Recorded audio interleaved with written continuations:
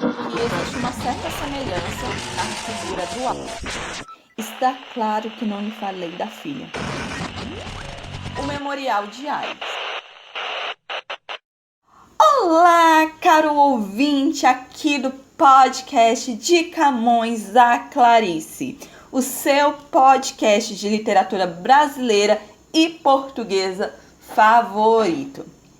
Bem, aqui estamos em mais um diário de leitura e na qual agora a gente vai adentrar falando sobre o realismo da literatura brasileira, algumas obras deste período. E quando a gente fala em realismo brasileiro, essa escola literária, a gente pensa logo no grande autor desta escola, que é Joaquim Maria Machado de Assis, o nosso tão famoso Machado de Assis. E hoje vocês estarão comigo, a host Isadora, e a gente vai falar sobre uma das obras desse grande autor. Eu não vou falar tanto sobre Machado de Assis, na verdade eu não vou falar tanto sobre ele, porque a gente vai discutir melhor sobre ele quando a gente chegar falando na nossa mesa redonda sobre o realismo. Já que ele é o grande nome dessa escola, então o foco vai parar basicamente nele. Mas a gente vai falar de uma das suas grandes obras. Só que assim, eu não vou falar sobre as duas grandes obras mais famosas. Não vou falar daquela obra que é dedicada ao verme que primeiro roeu as frias carnes do meu cadáver, que é o tão famoso Memórias Póstumas de Brás Cubas, a obra que adentra, que abre o realismo brasileiro, que estreia o realismo aqui no Brasil. E também eu não vou falar sobre aquela obra que tem a bendita perguntinha: Capitu traiu ou não Bentinho? Que é Dom Casmurro. E eu já vou falando logo que Capitu não traiu Bentinho, e vocês podem ler o livro que tá todas as respostas lá dentro. Bem, professora, então se a gente não vai falar sobre Memórias Póstumas de Brás Cubas e nem Dom Casmurro, que obra de Machado a gente vai falar? A gente vai falar da última obra lançada em vida de Machado de Assis, que é o Memorial de Aires. Que essa obra ela foi publicada em 1908. E por que é dito que é a obra que foi escrita por último do Machado, lançada por último do Machado? Porque no mesmo ano em que a obra foi lançada, foi o mesmo ano que o autor veio a falecer. Então, ela tem esse contexto. Além disso, é muito interessante pensar que a última obra do autor que é publicada, que é Memorial de Aires, foi a obra que Machado, em suas cartas, escrevia como sendo a sua obra ponto final. Alguns estudiosos especulam-se que ela seria a sua obra ponto final, porque é uma obra que está meio que falando do mesmo período que Machado está passando, que é a velhice. Então, o autor não teria mais aquela vontade tanta de escrever como antes. E aí seria sua obra final mesmo. Mas outros acabam falando também por conta dos assuntos que a obra trata. Porque a obra, além de falar sobre a velhice, ela também fala sobre a questão da morte através da viuvez. E também ela fala sobre a questão da solidão. Então tudo isso leva a entender que é uma obra realmente que fala de acontecimentos da vida que estariam chegando ao seu fim. Então, um ponto final. Talvez vocês não tenham ouvido falar tanto de Memorial de Aires, porque ela não é uma obra tão grandiosa de Machado. Ela não tem a grandiosidade das obras antecessoras a ela. Mas, mesmo que ela não seja tão grandiosa, ela é uma obra instigante do autor e também inovadora. Claro que Machado sempre está inovando, né, gente? Ele é um autor que inova em toda vez que escreve. A gente pega sendo impactado por conta dos seus finais, por conta do que ele está trazendo dentro da obra. Então, tudo isso se torna impactante em Machado de Assis. É o Machado, né, gente? E, professora, como é esta obra Memorial de Ares, como essa obra está composta, como essa obra é narrada, como ela é construída, me explique, porque eu não estou entendendo, eu nunca ouvi falar. Então, vamos lá. O Memorial de Ares é uma obra escrita em formato de diário. Ela vai narrar o cotidiano da vida e das pessoas do círculo social do conselheiro José da Costa Marcondes Ares, que já está em seus 60 e poucos anos. E aí você pergunta, tá, mas essa história é um diário tipo do dia a dia mesmo? Sim, é do dia a dia. Ele pega datas específicas e vai escrevendo, fazendo anotações, falando sobre aquelas pessoas que estão à sua volta. Meio que ele fica observando as pessoas à sua volta e basicamente estudando elas. É isso que o Ares faz dentro da obra. E qual é os anos que este diário é escrito? Ele pega o início de 1888, sim, o início literalmente, ele começa desde janeiro de 1888 e vai até meados de 1889. Ele termina em agosto de 1889. Então a história fica nesses 2 anos sendo passada. E assim, se você já leu uma obra chamada Esaú e Jacó, provavelmente você deve lembrar desse nome Ares. Passando por lá, deve ter lembrado de alguma coisa, um personagem secundário, não sei. Mas é porque o Memorial de Ares é considerado meio que uma continuação da obra Esaú e Jacó. Por quê? Porque o personagem do conselheiro Ares, ele realmente foi um personagem figurante dentro da obra. E dentro dessa obra, ele também fazia anotações e observações num caderninho, que esse caderninho dentro da obra acabou virando um livro. E que, quando você lê Esaú e Jacó, se é dito que o autor é o conselheiro Ares e que diz que seu editor, entre aspas, seria um MDA. Vocês conhecem esse MDA? Lembra algum nome para vocês?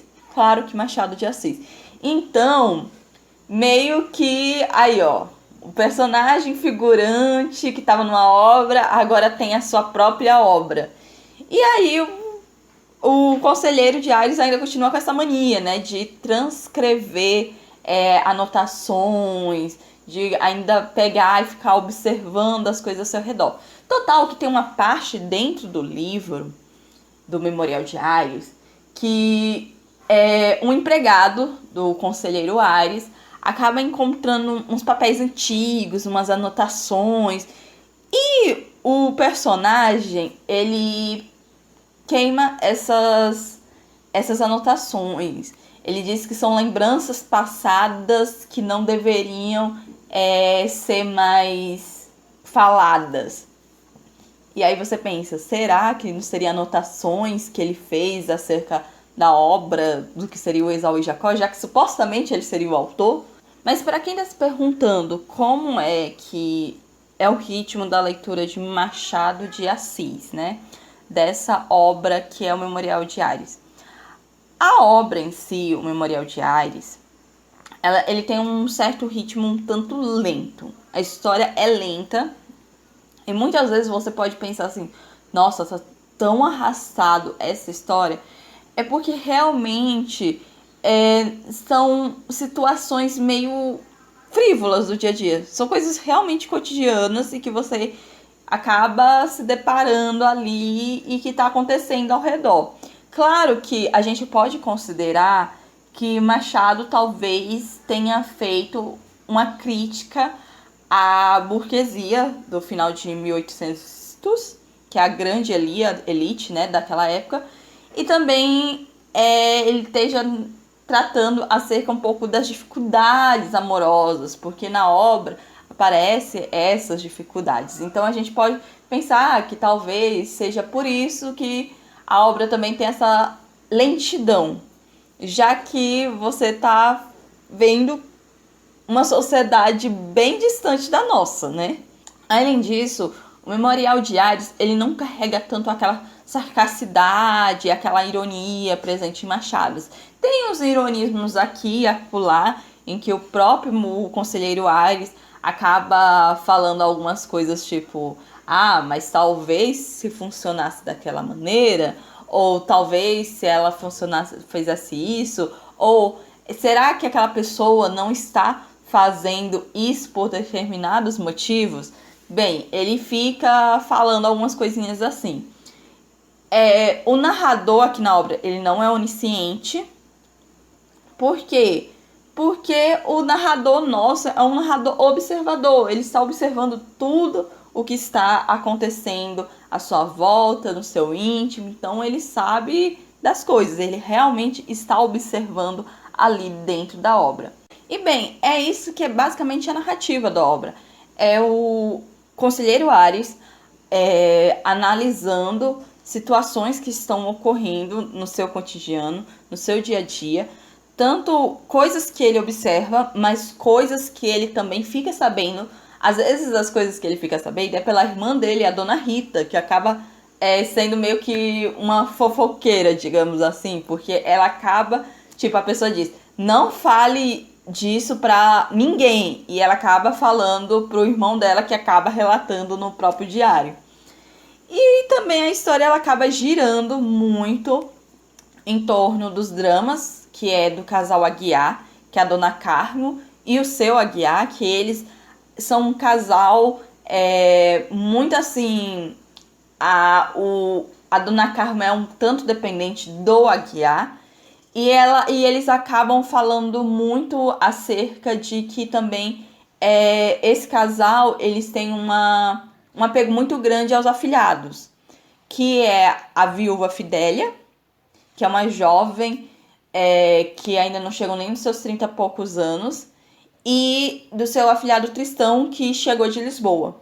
Por que eles têm esse apego a esses dois afilhados? Porque a dona Carmo e o seu Aguiar, eles não tiveram filhos. Então, esses dois são considerados para eles filhos muito queridos. E aí a gente também acompanha a questão da viúva Fidélia, que é até, assim, estranho, porque no início o conselheiro Aires, ele se interessa pela personagem. Aí até ocorre uma questão da aposta que até o fim do ano ela não se casaria. Mas ela não se casaria com quem?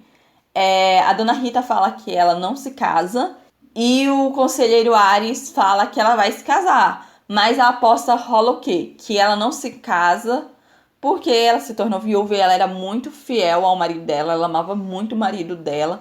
Então, por esse amor, ela vive sofrendo por ele, então ela não casaria por respeito à morte do marido, mas o Aires acredita que ela vai casar. E aí a dona Rita resolve fazer uma aposta com ele, que tá bom, ela perderia aquela aposta se a viúva casasse com o Aires. Então, supostamente, ela teria que casar com o Aires. E o Aires fala que isso não vai acontecer porque ele tem 60 e poucos anos. Só que você nota que ele tem, talvez, um apreço pela personagem. Só que durante a obra, o próprio Aires fala que ela seria, tipo, motivos de estudo. Ela seria uma criatura a ser estudada por ele. Eu vou falar até alguns trechinhos aqui para vocês em que ele fala sobre isso. 8 de abril. Escuta, papel. O que naquela dama Fidélia me atrai é principalmente certa feição de espírito. Algo parecido com o sorriso fugitivo, que já lhe vi algumas vezes. Quero estudá-la, se tiver ocasião. 12 de abril. Está claro que não lhe falei da filha, mas confesso que se pudesse diria mal dela com o fim secreto de acender mais o ódio e tornar impossível a reconciliação. Deste modo, ela não iria daqui para a fazenda e eu não perderia o meu objeto de estudo. Vocês percebem que realmente em alguns pontos da obra ele vem com essa questão de que ele, na verdade, ele está analisando e estudando a personalidade, as situações que a Fidélia passa. Porque assim, a Fidélia, ela mora com o tio dela. Porque quando ela se casou, O pai dela não aprovava o casamento e eles meio que ficaram intrigados. Então ela passou anos e anos sem falar com o pai, mesmo após a morte do marido. E tanto o sogro quanto o pai dela não aprovavam o casamento. Então ela passou a morar com o tio e ela vive com esse tio e ela só vai visitar o pai dela quando o pai dela tá beirando a morte. E o Aires relata sobre isso, porque ela vai visitar o pai dela para a questão de reconciliação antes dele morrer. E basicamente ele fica vendo o que ela faz, tipo, o fato dela visitar o túmulo do marido, o fato dela não querer tocar por causa do luto, o fato de, tipo, de caras se apaixonarem por ela. E ele sabe que os homens se apaixonam, mas parece que, mesmo que se os homens chegarem pra ela, tipo, dizendo que são apaixonados por ela, talvez ela recuse o casamento. Como ela trata a Dona Carmo e o seu Aguiar, porque ela tem um carinho muito grande pela madrinha, que é a Dona Carmen. Então, tudo isso ele fica analisando, ele fica vendo o que acontece e fazendo, tipo, especulações sobre aquilo. A gente também acompanha dentro da obra o afilhado da Dona Carmen e do seu Aguiar, que é o Tristão, que vem de Lisboa, e que ele meio que tem uma vida política lá em Portugal. Só que você, no decorrer da obra, descobre que Tristão está apaixonado pela Fidélia. E aí fica a situação de, para ele não voltar para Lisboa, para Portugal, o pessoal fica dizendo que seria bom ele se casar com a Fidélia, que a Fidélia casasse com ele também, e que porque ela seria meio que uma forma de prender ele no país e perto dos padrinhos que tem um apreço muito grande por ele. Então fica nessa situação. E aí, tipo, no caso, eles acabam casando. Mas não quer dizer que eles ficam no Brasil. Porque eles vão para Portugal porque o Tristão recebe uma notícia, uma carta dos pais dele dizendo que ele tá quase sendo eleito. E bem, ele não vai perder essa oportunidade. E também a gente tem as reflexões do próprio Aires sobre a velhice dele. E os pontos que ele fala sobre a velhice me lembrou muito essa questão, tipo, vocês diriam que o Aires, se fosse no nosso século, ele seria cringe. Agora a palavra nova que vocês usam pra gente, que é mais velho, é cringe, né? O pessoal que nasceu nos anos 90 é cringe, professora. Então, eu vou ler até os trechinhos que ele fala um pouquinho sobre a velhice dele. Repliquei que a razão do discernimento vinha de ser eu velho e ele moço. Eu tenho uma mulher embaixo do chão de Viena. Nenhum dos meus filhos saiu do berço do nada. Estou só, totalmente só. Os rumores de fora, carros bestas, gentes, campainhas e assovios, nada disso vive para mim. Quando muito meu relógio de parede, batendo as horas, parece falar alguma coisa, mas fala tardo, pouco e fúnebre. Eu mesmo, relendo essas últimas linhas, pareço-me um coveiro. Vocês considerariam com certeza o Aires um cara cringe. Apesar que o Tristão, ele fala com ele como se ele fosse da mesma idade do Tristão. Tipo, o Tristão é super jovem, eles super se entendem e a pessoa com quem ele mais desabafa é o conselheiro. Porém, existe uma questão assim, de pano de fundo da obra, a gente tem o assunto da abolição da escravatura. É algo assim, bem pincelado por Machado. Ele fala que está acontecendo a abolição, que está sendo reunido para se falar sobre ela. Ele fala do dia que aconteceu a abolição e quando ela foi assinada. E também ele fala acerca de como está sendo a questão pós-abolição. E ele também faz uma crítica, porque a Fidélia, como ela herda a fazenda do pai dela, ela, quando ela vai-se embora com o Tristão, ela dá simplesmente a fazenda e meio que ela fala assim, tipo, os ex-escravos da fazenda ainda estão lá, porque eles resolveram ficar por respeito a ela, porque tem um carinho muito grande por ela, e pelo fato também de, tipo, ser o único local que eles conhecem, a única moradia. Então eles continuam trabalhando, ganhando alguma coisa. E meio que Machado faz uma crítica acerca, tipo, da Fidélia estar simplesmente abandonando a fazenda. Aí vocês falam assim, nossa, essa história tem algumas coisas interessantes, mas também parece uma coisa tão né? Aí, assim, se a gente traduzir a palavra aire, segundo o dicionário, ela acaba significa uma coisa vã, fútil e sem valor. E basicamente é o que é a história. O Aires, ele tá falando de coisas cotidianas, coisas que a gente, tipo, talvez se a gente vivesse naquele século, naquela época, 1800, a gente se depararia. Então, ele tá relatando fatos do cotidiano dele. E talvez esses fatos do cotidiano dele seja algo fútil pra gente, algo que não tem tanta importância. Durante eu falei aqui da obra, vocês perceberam que eu falei que há muita coisa do se acontecesse isso, se não acontecesse aquilo, talvez eu pudesse fazer isso, talvez eu pudesse fazer aquilo, se aquela pessoa fizesse da determinada maneira, talvez acontecesse determinada situação.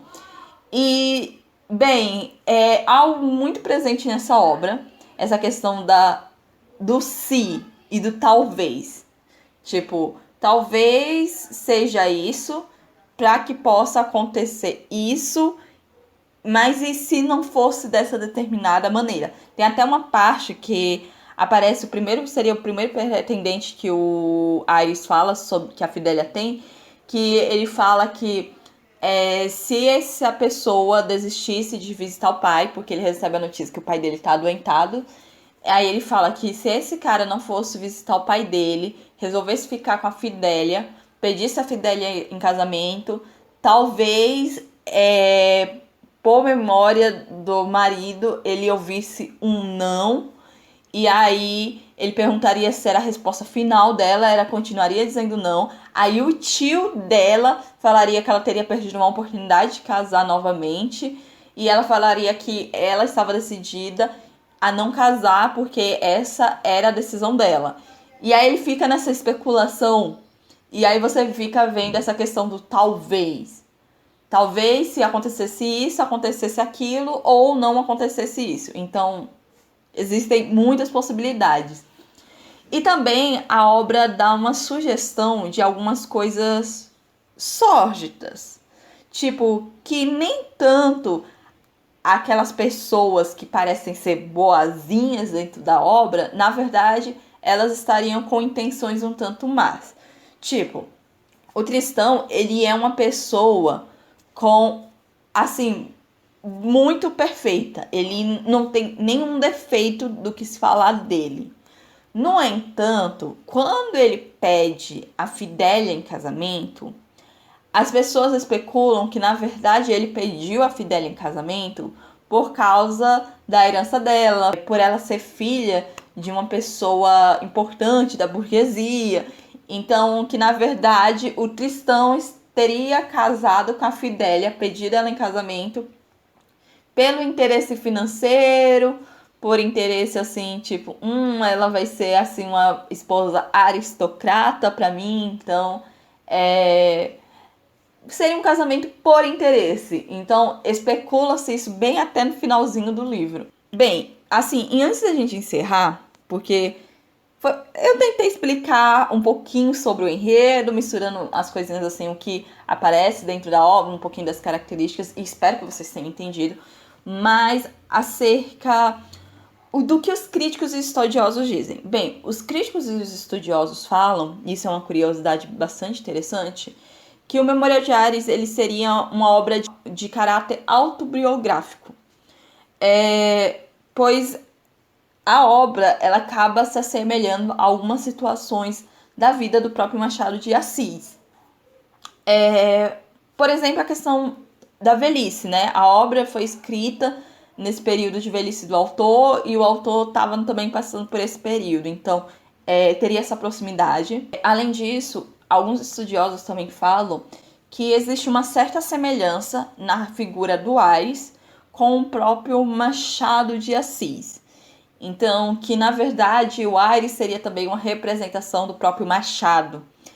E até porque dizem que o Machado, ele realmente observava muito a sociedade da época e fazia suas anotações sobre a sociedade. Então, bem, olha aí uma semelhança, né? O que o Ares está fazendo, tanto em Esaú e Jacó, quanto aqui no memorial dele. E também tem a semelhança também da família Aguiar. Especulam-se que a Dona Carmo tenha sido inspirada na mulher do Machado, que é Carolina, e especula-se principalmente por causa do que seria a proximidade dos nomes Aguiar e Assis. Não vejo tanta semelhança dos nomes, dos sobrenomes, mas, né, os estudiosos dizem sobre isso, e que o Machado de Assis e a esposa não teriam tido filhos que nem o casal da obra. É basicamente isso o Memorial de Ares. A obra termina com um momento bem triste, que é o Ares visitando o seu Aguiar e a Dona Carmo, e ele percebendo que eles estão muito solitários, porque basicamente eles foram abandonados pelos dois afilhados que eles tinham muito apreço e muito carinho, que é a Fidélia e o Tristão. E aí a obra termina dessa maneira. Ao fundo, a entrada do saguão, bem com os dois velhos sentados, olhando um para o outro. Aguiar estava encostado ao portal direito, com as mãos sobre os joelhos. Dona Carmo, à esquerda, tinha os braços cruzados à cinta.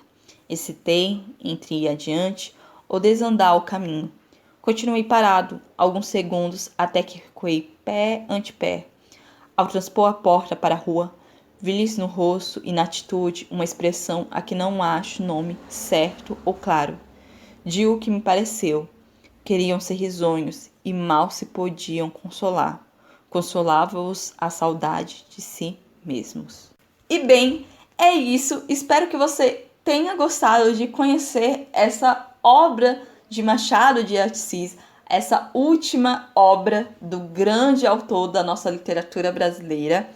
Se você curtiu o episódio e está ouvindo pelo YouTube, não esqueça de curtir, de compartilhar e até comentar aqui nos comentários o que você achou sobre a obra, o que você queria saber mais sobre ela, que qualquer coisa a gente está esclarecendo por aqui. Claro, não esqueça, se você estiver ouvindo no Spotify, também fazer a mesma coisa. Tipo, compartilhar o episódio e também dá para você colocar ele como favoritado. Além disso, não esqueça de seguir a gente no canal do YouTube de Camões da Clarice Podcast. E se você tiver Spotify ou se você estiver ouvindo pelo Spotify, nos seguir aqui também no Spotify de Camões da Clarice Podcast. Se vocês querem acompanhar a gente nas nossas redes sociais e conversar com a gente, tirar dúvidas com a gente nos nossos privados, vocês podem entrar no nosso Instagram, que é @DeCamõesDaClaricePodcast. E se você quer mandar uma mensagem mais íntima, mais uma observação que você queira fazer sobre o que pode ser falado, o que você queria saber, o que seria interessante a gente trazer, então é só mandar um e-mail para decamõesdaclaricepodcast@gmail.com. E é isso, nos vemos no episódio de Mesa Redonda, na qual eu estarei com as minhas colegas hosts Inês e Jéssica falando sobre essa escola literária que é o realismo. Até uma próxima!